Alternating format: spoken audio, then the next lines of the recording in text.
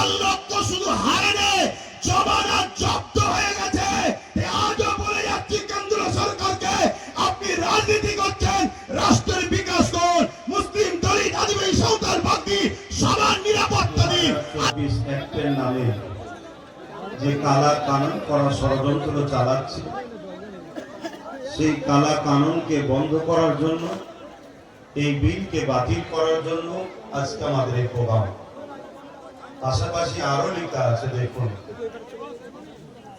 দেখতে পাচ্ছেন, ওবিসি সংরক্ষণের মাধ্যম দিয়ে হাতে গোনা একটা দুটো মুসলিম ঘরের সন্তানরা চাকরি পেত। আজকে সে ওবিসি সংরক্ষণ বন্ধ হয়েছে, তাই মুসলিম সমাজের ছেলেরা চাকরি পাচ্ছে না। যাদেরকে পূর্ণ বহাল করা যায়, সেই লক্ষ্য করে আমাদের কিন্তু আজকে এই জামায়াতি প্রোগ্রাম।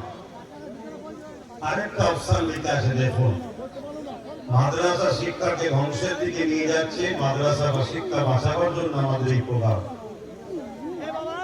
ইতিপূর্বে কম বেশি যেখানে আলোচনা করেছে, বিভিন্ন বিষয়ের উপরে আলোচনা করেছে। কেন ওয়াকফকে গুরুত্ব দিয়েছে? ওয়াকফ হলো সবকিছুর মূল। ওয়াকফ যদি শেষ হয়ে যায়, আমাদের অস্তিত্ব মিটে যাবে। আমি এসেছি সংক্ষেপে দুটো কথা আলোচনা করব, কিন্তু আলোচনা করার আগে দুটো কথা বলবো। একটা কথা হচ্ছে, আমার যে মা বোনগুলো ওখানে দাঁড়িয়ে আছেন, আপনারা ওখান থেকে সরতে হবে। এটা কোনো রাজনীতি মিটিং নয় যে ছেলে মেয়ে একসাথে হুড়োহুড়ি করবে। আমি এখান থেকে ঘোষণা দিচ্ছি, আপনারা আপনাদের রয়েছে ওখানে যান। আমি বিশ্বাসী, কত সংখ্যা বড় কথা নয়, আল্লাহ যার পক্ষে আছে কামিয়াবি তার আছে।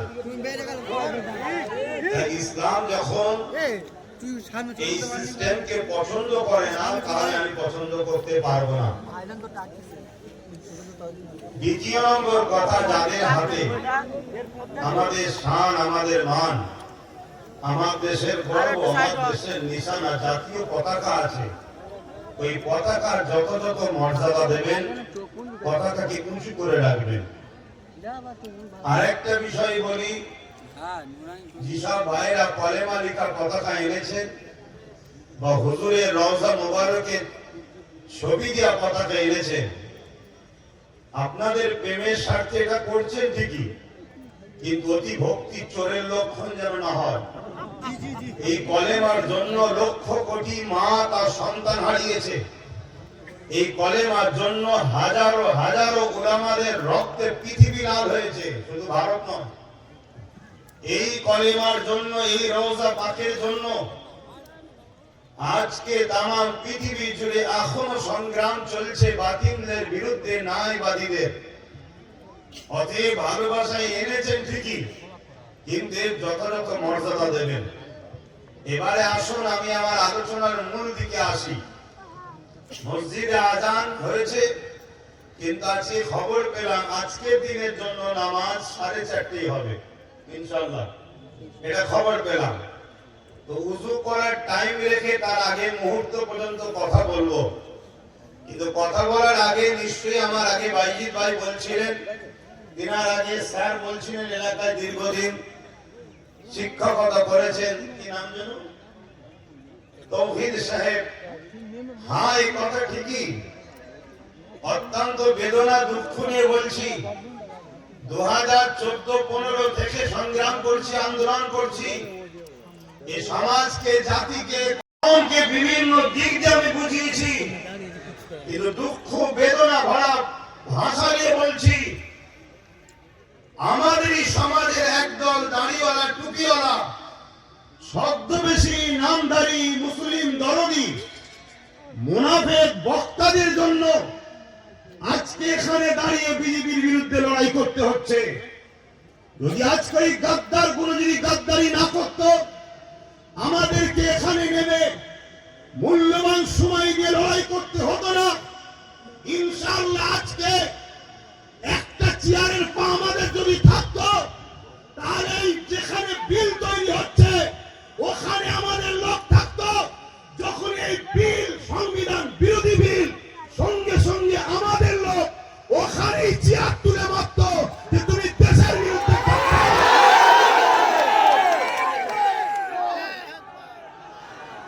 কিন্তু দুঃখের বিষয় আমার কমের সরল প্রাণ ভাই ছোট্ট মতো বাচ্চাটাকে ভাইটাকে বিশ্বাস হলো না,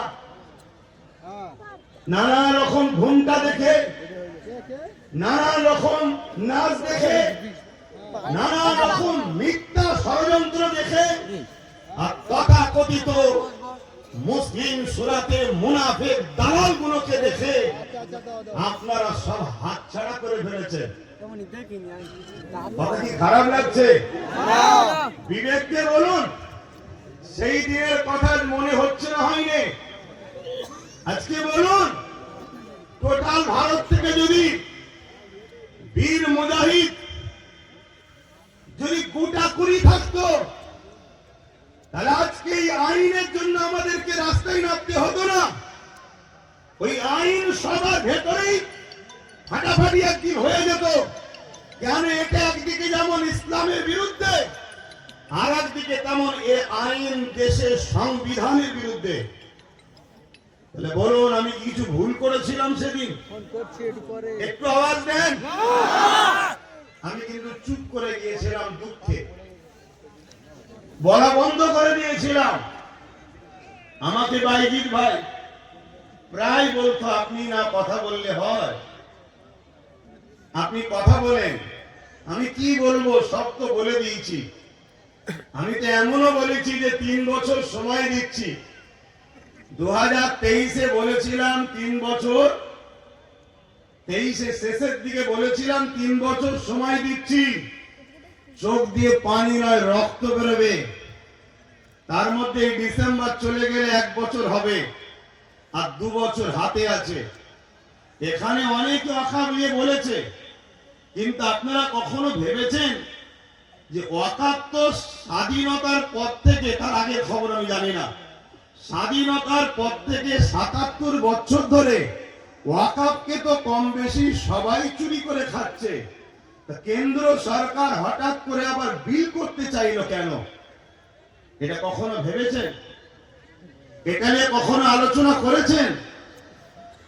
তো ভাই আমার, তারপরেও বাইজিৎ ভাই বলার পরে আমিও ভাবলাম 2-4 জন ভুল করার জন্য, একটা মানুষের ভুলের জন্য, আমাদের নিউ জেনারেশনের জন্য কমসে কম আমাকে কথা বলা দরকার। এই নতুন করে আমি নেমেছি কথা বলতে। আমি বলবো না বন্ধ করে দেবো, এটাকে জানতে চাই। সাক্ষী দিয়ে বলুন, বলবো না বন্ধ করে দেবো। ওপর নিচে ছাতে যে এখানে আছেন হাত তুলুন, যারা বলতে বলছেন হাত তুলুন। এই কথা বলবো তো নাকি? কথা বলবো তো, কিন্তু কথা বললে শুধু শুনবেন না বিশ্বাসের সাথে সাথ দেবেন? আমার দেশের একজন মহানায়ক ছিলেন নেতাজি সুভাষচন্দ্র বসু। তিনি বলেছিলেন, তোমরা আমাকে রক্ত দাও, আমি তোমাদের স্বাধীনতা দেবো। বলেছিলেন না? এই দেশে অনেকেই রক্ত দিয়েছে, তবে গর্বের সাথে বলছি, ইসলামের অনুসারীরা 93,000 কম বেশির মধ্যে 63,000 প্লাস ইসলামের অনুসারীরা নিজের দেশ মাতৃভূমির জন্য রক্ত দিয়েছে। তো সেই জায়গাতে নেতাজির কথাকে সামনে রেখে আমিও আজকে সেই ভারতের নাগরিক হিসাবে যদি বিশ্বাস রাখতে পারেন, আমি আপনাদের কাছে কথা দিয়ে যাচ্ছি, আমার মুজাদ্দেদ জামানের রুহানি বাচ্চা ফকির সাহেব হুজুর নামে যিনি খ্যাত, সেই দরবার থেকে বলে যাচ্ছি, আপনারা যদি বিশ্বাসের সাথে লোভ না করে, গাদ্দারি না করে যদি আমার সাথ দেন, আগামী দিন ওয়াকাফ কেন আপনাদের দিকে কেউ চোখ তুলে তাকাবার আগে সেদিকে অন্ধ হয়ে যাবে।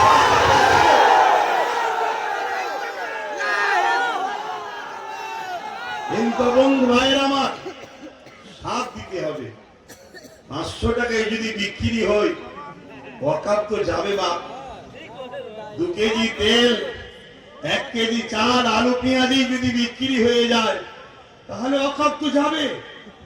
এখন তো ওয়াকাফ যাচ্ছে, একটু অপেক্ষা করুন না, ওয়াকফটা গেলে কি ভয়ানক পরিস্থিতি হবে সেটা শুনুন। আশা করছি এ বিষয়ে কেউ এখানে আলোচনা করেনি, কেন এত আলোচনা হচ্ছে আমি দেখছি।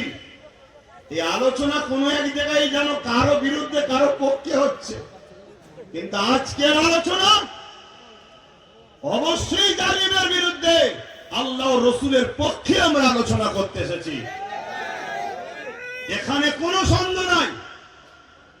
তাই মনে রাখবেন, সাথ দেবেন তো নাকি? কথা বলুন, সাথ দেবেন তো? এ হাত সত্য তো? কিন্তু এই লড়াইটা তো অনেক বড়, এই লড়াই তো ছোট নয়। আমি তো, আমার আগে ভাই বলল, নিজের মুখে নিজের কি নাম করি বলেন না, নাউজুবিল্লাহ, বুঝাতে চাইছে যে বিশ্বাসটা হয়। কেন আমরা 2-5টা মুখ, আর আমার বিরুদ্ধে 2-5 লাখ মুখ। আমি আজ বুঝিয়ে যাব, কালকে 2-5 লক্ষ মুখ চারিদিকে কানে গুজুর গুজুর গুজুর গুজুর করবে। কারো গালে যদি বীজ ঢেলে দাও তবুও তার বাঁচার চান্স আছে, কিন্তু কারো কানে যদি বীজ ঢেলে দাও পুরো জাতিকে মেরে ফেলবে। তা গোপনে তো বীজ ঢালা হবে। তাই আমি কয়েকটা কথা প্রথমে বলছি, এই লড়াই অনেক দূর, এই লড়াই আজকেই শেষ নয়। আর আমি যেটা ধরি, ইনশাল্লাহ তার শেষ দেখা পর্যন্ত কিন্তু মাঠ ছাড়ি না। আপনারা বলুন, শেষ পর্যন্ত যতক্ষণ না কেন্দ্র সরকার তার অন্যায়কে বুঝে এই বিলকে পালিয়েও যায়, আমরা রাজপথ ঘিরে রাখবো। বুকে তাজা খুন দিয়ে হলো মসজিদ, মাদ্রাসা, দ্বীন, ইসলাম, আমাদের পূর্বপুরুষদের দ্বীনের সম্পদকে বাঁচাবো, এই অঙ্গীকার আপনারা নিতে পারবেন তো নাকি?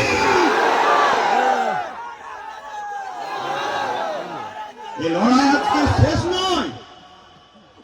আপনাকে প্রয়োজন হলে সব ত্যাগ করতে হবে।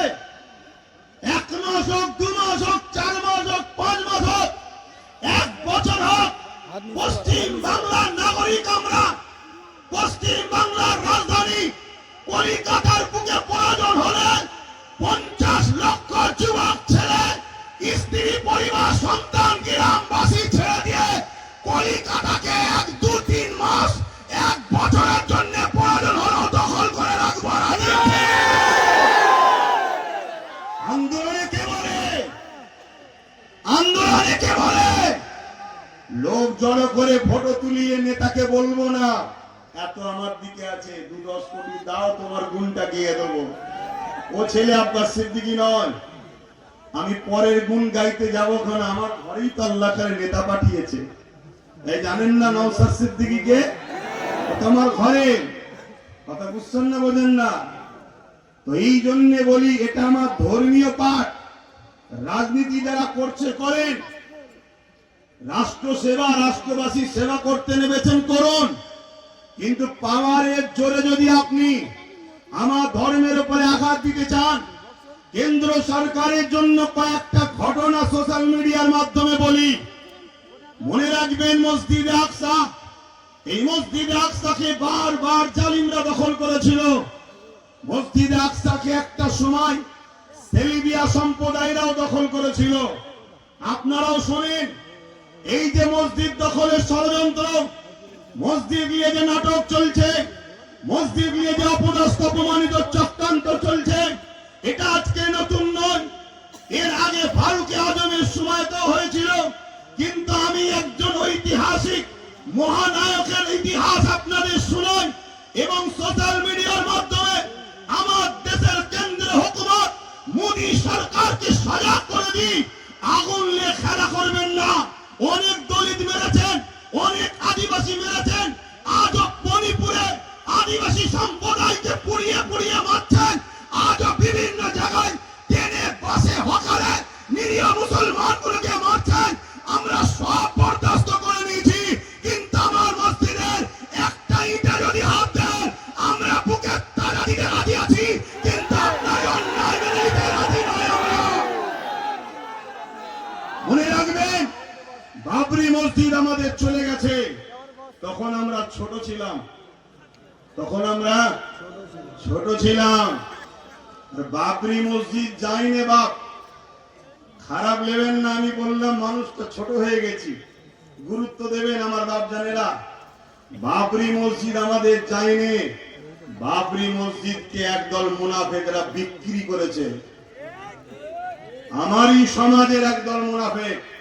আল্লাহ নবী ভবিষ্যৎবাণী করে গেছিলেন কি, আখরি জামানায় আসমানের নিচে জমিনের উপরে সব থেকে নিকৃষ্ট হবে একদল উলামারা। আমি সমস্ত উলামা বলবো না, কেন আজকে উলামাদের জন্যই তো এই জনসভা। আমার আগে মাস্টার সাহেব বলছিলেন না, উলামার এই আন্দোলন শেখায়, তারপরে 10 বছর পর বুদ্ধিজীবীদের ঘুম ভাঙে। উলামারা আল্লাহ আরশের পর্যন্ত খবর রাখে। উলামাদের সঙ্গে কেউ কখনো পাল্লা দিয়ে পারবে না।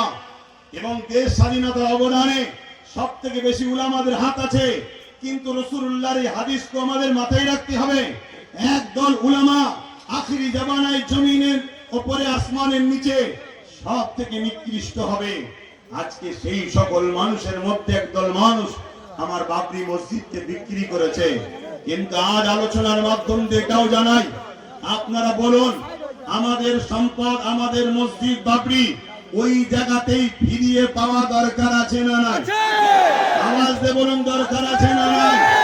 আমি আপনাকে কথা দিয়ে যাচ্ছি, যদি আপনারা ভুল রাস্তা রং রোড ছেড়ে দিয়ে নিজের মেন রোডে ফিরে আসতে পারেন, সেদিন বেশি দিন নয়, যেখানেই বাবরি ছিল ইনশাআল্লাহ ওইখানেই বাবরি তার জায়গায় নতুন রূপে আবার সেজে উঠবে ইনশাআল্লাহ, কথা দিয়ে গেলাম। এইটাকে নিয়ে কিছু মিডিয়া বন্ধু হয়তো বলতে পারে, তাহলে বাবরি মসজিদ করার জন্য তাহলে রাম মন্দির ভাঙবেন নাকি? না, এটা ইসলাম। কারো ধর্ম স্থান ভেঙে কোন ধর্ম স্থান আমরা তৈরি করি না। তার প্রমাণ হলো বাবরি মসজিদের তলায় বলেছিল রাম মন্দিরের খাঁচা আছে, এটা আছে, ওটা আছে। অনেক পরীক্ষার পরে দেখা গেল ওখানে কিছুই ছিল না। সুপ্রিম কোর্টের রায়টা যারা পড়েছে তারা জানে। আজ আমি বলে যাই, এই ফয়সালা হয়েছিল যে বাবরি মসজিদের মধ্যে গোপনের রামের পুতুলকে নিজে রাখা হয়েছিল। সেইভাবে তারা রাম মন্দিরকে ভেঙেছে, বাবরি মসজিদকে ভেঙেছে। ওখানে কোনো রাম মন্দির ছিল না। কিন্তু আজ আমি আপনাদেরকে জানিয়ে দিই, আমরা মসজিদ তৈরি করতে গিয়ে কোন ধর্মের স্থানকে ভাঙতে লাগে না। কারণ ইসলাম বলছে অন্য ধর্মের উপরে জুলুম করার নাম ইসলাম নয়। কারো জায়গাকে জোর করে সেখানে ইবাদত খানা করলে ইবাদত হয় না। কিন্তু আপনি ভাবতে পারেন ওইখানে তো রাম মন্দির আছে, আপনি বাবরি মসজিদ তৈরি করার কথা বললেন, তাহলে কি করে? তাই আজ আপনাদের চোখ খুলে দিতে চাই, বিশেষ করে সোশ্যাল মিডিয়ার মাধ্যমে আমার হিন্দু বন্ধুদের বলবো, হিন্দু মা বাবাদেরকে বলবো, আপনাদেরকে কিভাবে বোকা বানানো হচ্ছে দেখুন। যেখানে বাবরি মসজিদ ছিল সেই জায়গায় রাম মন্দির হয়নি। বাবরির জায়গা এখনো ফাঁকা আছে, রাম মন্দির অনেক দূরে হয়েছে। কেন মোদি কেন? এর আগে যত জালিম এসেছে আল্লাহর সঙ্গে যারা পাল্লা দিতে গেছে তারাই মিটে গেছে। মোদি বাবু খুব ভালোভাবে জানে এই বাবরির জায়গায় রাম মন্দির করেনি, ও জায়গাকে ফাঁকা রেখেছে। কেন আল্লাহর জায়গা দখল করা সম্ভবই নয়। ভাইয়ের আমার, তাহলে আপনারা প্রচার রাখবেন তো নাকি? আমার হিন্দু ভাই বাপ মা বোনেদের প্রচার রাখবেন তো নাকি? যে ভাই কলিকাতার রাজপথে স্তব্ধ করতে যাব, আপনারা সেদিন সাড়া দেবেন তো নাকি? হাত তুলে বলুন সাড়া দেবেন তো নাকি? আপনাদের ধৈর্য সময় আছে তো? একদিন, দুদিন, 3 দিন, 4 দিন, 5 দিন, প্রয়োজন হলে বছরও থাকতে হয়, থাকবো। পারবেন তো নাকি? হাত লম্বা করে বলুন। ধোকা দিচ্ছেন না তো? ধোকা দিচ্ছেন না তো? আপনারা কারণ এটা দেশকেও বাঁচাবার লড়াই, সংবিধানকেও বাঁচাবার লড়াই, পাশাপাশি আমার ধর্মীয় অধিকারকে বাঁচাবার লড়াই। এবারে আসুন, কেন ওয়াকফ বিল করতে চাইলো এ সম্বন্ধে একটু বলি। একটু বলি নাকি? এখনই ধৈর্য হারিয়ে যাচ্ছেন না তো? মনে রাখবেন ওয়াকফটা কি জিনিস। আমার পূর্বে অনেকে বলেছে, আমিও 2-1 কথাই বলছি। ওয়াকফ উৎসর্গ করা, গিফট করা, কুরবান করে দেওয়া। কথা বুঝে আসছে? ধনী মানুষেরা তাদের সম্পদকে আল্লাহর রাহে উৎসর্গ করেছে। উদ্দেশ্য মসজিদের উন্নতি, মাদ্রাসার উন্নতি, কবরস্থান, খানকা, বিশেষ করে